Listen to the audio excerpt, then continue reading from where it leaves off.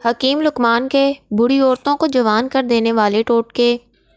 40 سال والی عورت چقندر اور مالٹے کا رس پیے۔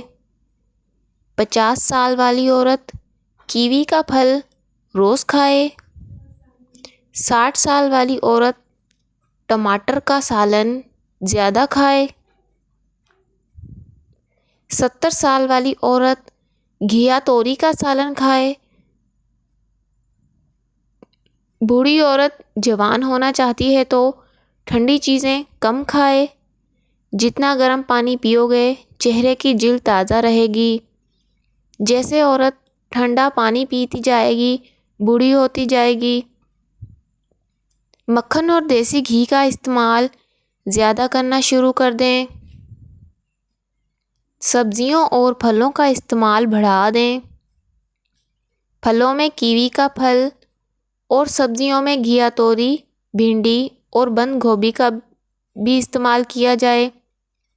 مٹر اور بینگن کھانے سے جلد ملائم رہتی ہے۔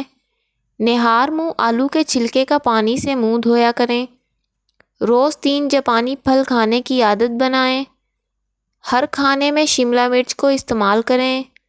کڑوی چیزیں کھائیں، کڑوی چیزوں میں حکمت موجود ہے۔ جو بھی چیز میٹھی ہوتی ہے وہ صحت اور خوبصورتی کے لیے زہر ہے۔